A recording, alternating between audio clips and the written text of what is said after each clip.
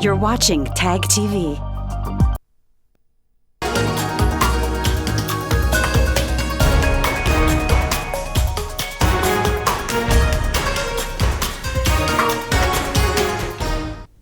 Hello viewers, I'm your host Uzma Jafri with another episode of South Asia Focus. Masood Azhar is a UN proscribed terrorist now. Yes, China has dumped him.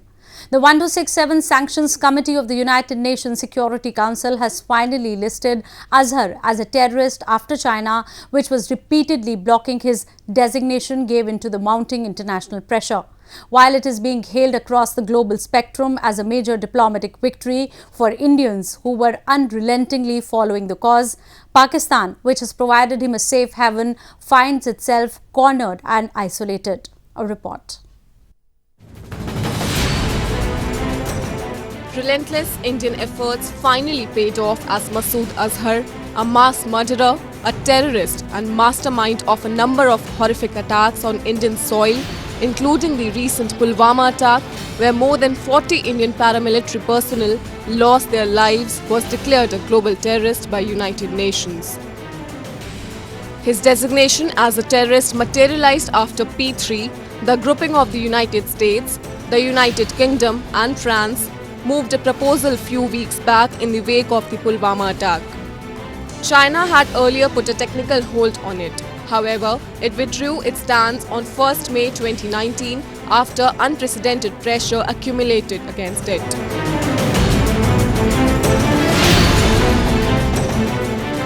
The designation is not based on a specific incident,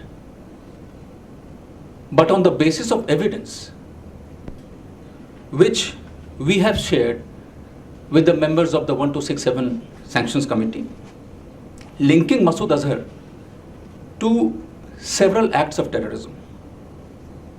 If you look at the UN notification, it very clearly states that Masood Azhar was listed for participating in the financing, planning, facilitating, and perpetrating terrorist activities associated with Jaish-e-Mohammed.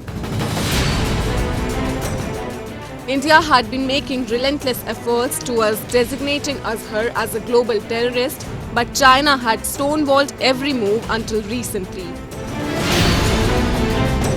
Back in 2009, India had moved a proposal to ban Pakistan-backed Azhar. In 2016 again, it moved a similar proposal with the P3 in the UN's 1267 Sanction Committee to ban Masood Azhar at the wake of the 2016 attack on India's Pathankot airbase by Jaish-e-Mohammed terrorists. The ties between India and Pakistan have remained strained for years, and they were further damaged when Pakistan-backed groups carried out attacks on Indian soil. India has since then worked in the direction of minimizing its relations with Pakistan and exposing it at the global front. After receiving a shot in the arm in the form of Masood Azhar, now India says that it will ask terror finance watchdog to put Pakistan on a blacklist of countries that fail to meet international standards in stopping financial crime. FATF में वो already grey list पे हैं और mid मे में FATF की meeting है, तो भारत के पास तो जो तथ्य हैं वो रखेंगे, लेकिन इन बॉडीज़ में बहुत स्ट्रिक्ट स्क्रूटनी होती है और हम तो चाहेंगे कि जो FATF के कॉन्सिक्वेंसेस हैं पाकिस्तान की लिस्ट को डाउनग्रेड करने के, वो उन पे लगने चाहिए. Pakistan's claims of fighting against terrorism have proven to be hollow, as the ground reports reek of perennial conspiracy being hashed by its civil establishment and army in collusion with the terrorists to carry out attacks in India and Afghanistan. Pakistan not only homes Masood Azhar but some of the most dreaded terrorists, including Hafiz Saeed of Lashkar-e-Taiba, Syed Salahuddin of Hizbul Mujahideen, Hamza bin Laden, son of Osama bin Laden, Dawood Ibrahim, a dreaded Don responsible for hundreds of killings of Indians, Ayman al-Zawahiri of Al-Qaeda, Zakiur Rahman Lakhvi of Lashkar-e-Taiba. Lately, the international community is realizing that it is the Pakistan responsible for mayhem in South Asia and other parts of the world. Whether it was the Pulwama, Pathankot, or as recent as the Easter Sunday bombings, Pakistan has had an instrumental role of destruction. Now, Pakistan stands on the cusp of being declared a terror nation. So it is in the benefit of its own that it expeditiously eliminates terror infrastructure and terrorists. Moving on. If you aren't a part of the rapidly rising force of fundamentalists in Pakistan, then the country is not habitable for you. Yes, this is what the everyday events are suggesting in Pakistan. The country is in a sorry state of affairs ever since the religious bigots gained a foothold. Forget about the people and ideas. These hardliners have termed even life-saving vaccinations as anti-Islamic. Scores of polio vaccinators in last few months have been killed by these people, citing that it was a foreign ploy to sterilize Muslims in the name of vaccination. Amid such flaring rumors, a woman vaccinator was recently shot dead in southwestern part of Pakistan. We bring you the complete story.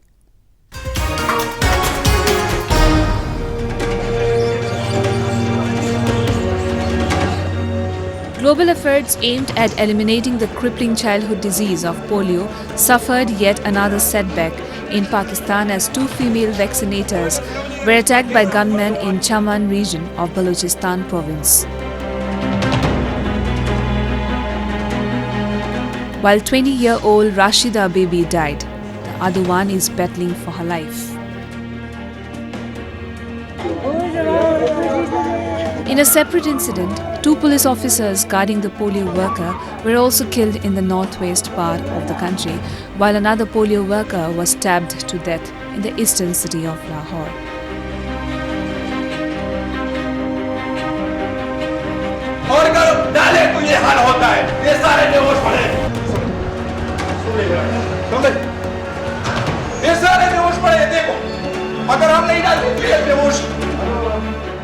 An unprecedented surge in the number of attacks was recorded after a fake and orchestrated exercise of children hospitalization gathered traction amongst the gullible parents. The broadcast sparked panic among parents who were seen rushing to hospitals in large numbers.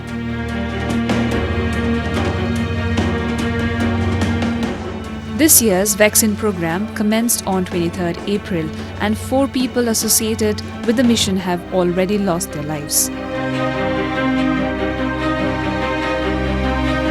Though there was no immediate claims of responsibility for the incidents, but hardline Islamists, including the Pakistani Taliban, have attacked polio workers in the past as well, killing more than 100 people since December 2012.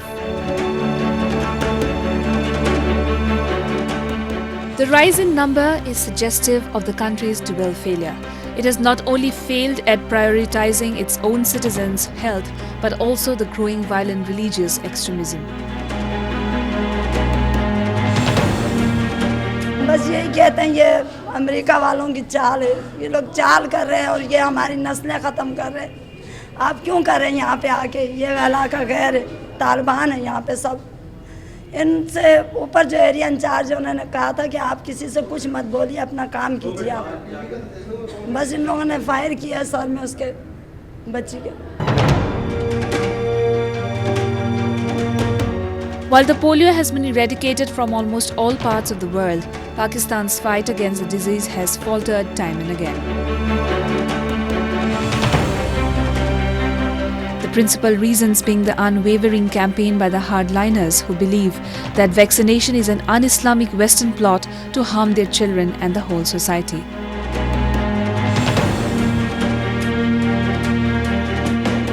We have view that this is donated by America or the European countries. So we have in concept that because they are non-Muslim countries, they are our enemies. So we think that they have something in this vaccination which is not good for us. Religious opposition by Muslim fundamentalists has remained the major factor in the failure of immunization programs against polio in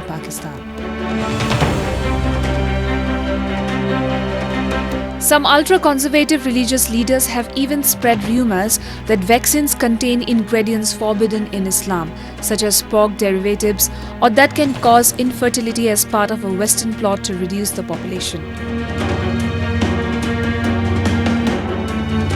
In such a grave situation, protecting children from polio with few simple drops of vaccine has become the most dangerous task in Pakistan. To educate us more into the issue, we are now joined by P.K. Sehgal, an expert on South Asian political affairs. Pakistan continues to pose a challenge to a polio-free world thanks to hardline Islamists who have been perpetuating their narrative that vaccine is a foreign ploy to sterilize Muslims. Do you think that Pakistan can battle this medieval mentality and narrative at a time when fundamentalists have made deep inroads in the society? It's very unfortunate as far as Pakistan is concerned. Despite the world wanting to help Pakistan in terms of eradication of polio, and despite the personal appeal by the Pakistani Prime Minister, the unfortunate part is that the terrorists, who are the hard elements, have convinced the people of Pakistan that there's an attempt to sterilize them so that they cannot produce children on a level at which they are producing. Under the circumstances, the government's writ does not run at all, and as far as polio eradication is concerned, it continues to be prevalent in Pakistan in a very major way, and children continue to suffer. As far as the society is concerned, society is fed up of it. No parent wants the child to be polio stricken, but their wanting or not wanting is of no meaning whatsoever as far as the hardliners are concerned. Hardliners are absolutely and totally in total control of the situation, and in Pakistan everything happens the way they want it to happen. Moving on to Afghanistan, where a 4-day Loya Jirga was held in capital Kabul. The Grand Assembly discussed ways to pull the country out of the decades of war it has been embroiled in. Although Jirga's decision is legally not binding, it is considered highest manifestation of people's will and has a remarkable history of taking discourse, diverting decisions. As first step to restoring peace in the country, it has decided to urge both parties, the government and the Taliban, to show restraint and observe ceasefire. A report.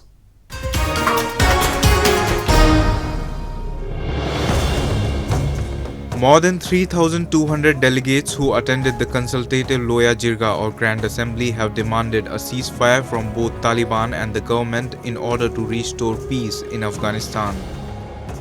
The gathering, which was being billed as the largest in country's recent history, also discussed measures on how to initiate dialogue with the armed opposition group of Afghanistan, Taliban. Entire country, including the government, is hopeful that this Loya Jirga, defined as the highest manifestation of the will of the people of Afghanistan and is convened only in extraordinary circumstances, will play a crucial role in bringing country back on right track. President's aide, who did not release any statement after the conclusion of the Jirga, had said before the event that the event was poised to provide a direction to the president. Imagine delegates, men, women, young, from all across Afghanistan, from all the districts which have security problems. They come together to Kabul to talk about the peace. The symbolic value of this is huge. They are the ones who are impacted by the security situation, and they are the ones who know what path for the peace should be taken. And we believe that this will be historic. This will be a Loya Jirga, which will give the president a direction as to which route he should take for an inclusive and long-lasting peace. An uncommon term, Loya Jirga means Grand Council in Pashto and is a mass national gathering that brings together representatives from the various ethnic, religious and tribal communities in Afghanistan.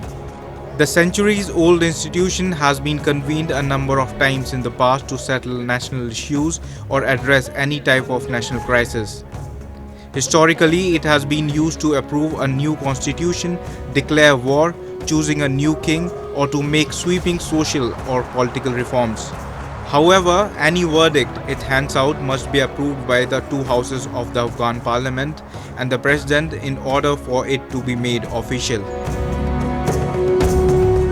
اهمیت لویا جرگه در این شرایطی که افغانستان 40 سال جنگ پشت سر گذرانده، بنیادهای اقتصادیش خراب شده، جوانای مردم کشته شده، خانه‌های مردم خراب شده، یک ضرورت بسیار مبرم است. It has the power to amend the constitution, impeach the president, and decide on issues related to independence, national sovereignty, territorial integrity, as well as supreme national interests. The Loya Jirga is conducive to building consensus among all parties in the country and will have a positive impact on the process of national reconciliation in Afghanistan, according to the attendees. اگر اینمی مردم یک مشوره خوبی دادن که هم بر دولت قابل قبول باشه و هم بر طرف طالبان قابل قبول شود و هم ملت از او پشتیبانی کنه، دیگه ما فکر میکنیم که یگانه راه اینمی است که هیچ وقت دو طرف با هم صلح یا گپ زدن نمیتونه، یک طرف سوم باشه که در مابین دو طرف گپ بزنه و واقعیت رو بگه. Afghanistan has been fighting a bloody battle for years. It has lost thousands of soldiers and civilians to armed Taliban who want a different form of discourse in the country. They want to rule the country as per their interpretation of Islamic laws.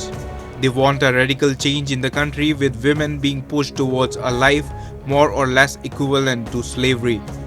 Before it was ousted in 2001 by the US-led forces, the Taliban was ruling country in their own style, and they have been making all efforts to regain the authority.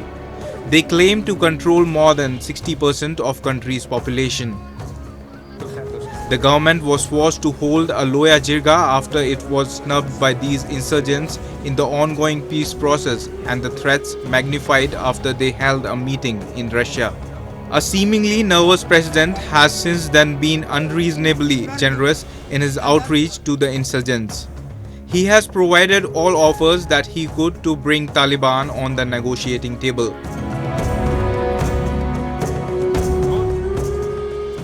Afghanistan may have been embroiled in a permanent warlike situation, but the spirit of its people is indomitable and the attitude is resilient. They are undeterred by the threats and attacks of Taliban. Although resources are limited in the country, they try and enjoy their lives to the fullest. Today we'll show you how an amusement park has become the center of outings in capital city of Kabul, and people are thronging the site in large numbers despite Taliban's recent declaration of the spring offensive. A report. City Park, the country's first ever amusement park, has provided a brief respite to the people of Kabul who are gripped by the sustained security tension in Afghanistan. Nestled on the bank of Kabul River in the heart of Kabul, the park was opened in 2014, and since then it has become one of the favorite outing spots for the people of the city and around. Although its hardware cannot equal that of other countries, the small recreational enclave offers family a respite from all the agonies of lingering strife and turmoil related to the ongoing conflict. Chairman Habibullah Esmati hopes that this park will bring peace and happiness to the lives of people who are constantly living under a shadow of fear. این مردم عموماً با جنگ و با جیگرخونی و هر روز انفجار و انتحار مطلقاً عادت کردن. ما من حیث کسی که اولین پارک در سطح کشور پارک معیاری ایجاد کردیم، امید ما این است که مردم یک چند لحظه‌ای که میان خوش و خندان باشن، دور از سر و صداهای روزمره و انفجار انتحار و بوی بارون. The park is usually open from 9 in the morning to midnight, with the peak coming on Friday afternoon. Saturdays and Sundays also see more visits. About 1,000 visitors come on an average day. The ticket is 30 Afghanis, which is equivalent to about $0.39, but entertainment facilities may charge an extra of 50 to 100 Afghanis. جار جنجال افغانستان خب بسیار زیاده، جنگ و مشکلات همیشه است، چرا ما به خاطر که بعض وقت فرصت میشیم در کار با روزگار میشه اطفال خود گرفته بینیم که خوشگذرانی شوه و اطفال ما ازش یک ذره که احساس خوشی کنن، چرا که The beautiful park with its 45-meter tall peace tower is a pleasant distraction for the many enthusiasts who pay frequent visits. To add to the beauty of the park, Estami said that several months ago, his company bought a decommissioned commercial plane and converted it into a restaurant and a movie theatre. With a capacity of 70 people, the 3D cinema has become a real hit at the country's only amusement park. همونطور که انسان ها با آب و نان ضرورت دارن بر تفریح هم ضرورت دارن و این ضرورت هر انسان است، بخصوص مردم افغانستان که بسیار پریشان هستند. ما همین ضرورت دانسته پارک ساختیم و پارک ها برای زندگی انسان ها بسیار زیاد حیاتی و ضروری است. With nearly 6 million people, Kabul is a virtual fortress. Major buildings are protected by tall concrete barriers and barbed wires. Former thoroughfares are blocked to prevent suicide bombers from reaching potential targets like the presidential palace. And it is all done to protect the city from constant attacks by the Taliban, the resurgent group which claims to control around 60% of the country's area. It has recently ramped up its attacks in the line of the annual spring offensive, which was declared only few days back. It is unclear how many people have been killed, but estimates put civilian deaths since 2001 at around 30,000.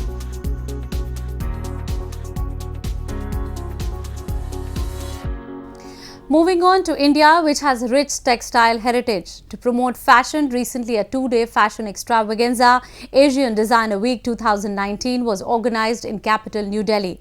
The event saw fashion lovers and designers from different states converging for the show.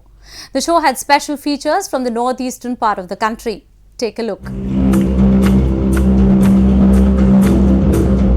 To promote India as a fashion destination and provide a dynamic platform to young and aspiring designers across Asia, a two-day-long fashion extravaganza, the 8th edition of Asian Designer Week 2019, was recently held at Hotel Vivanta Dwarka in the national capital. Organized by the Asian Fashion Design Council, the Fashion Jamboree also saw designers from across the Northeast region showcasing the latest collection. The Northeast region is one such region which is well known for rich handloom textiles. With an aim to promote Khadi textiles of Northeast in collaboration with Delhi Fashion Club, renowned Manipur designer Robert Naurem showcased his latest summer collection.